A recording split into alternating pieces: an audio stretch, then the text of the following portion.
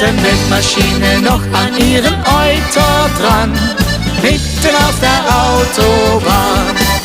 So ein Bruder mit dem Traktor auf der Autobahn, Autobahn, Autobahn, mit der Melkmaschine am Euter gar nicht melken kann, mitten auf der Autobahn.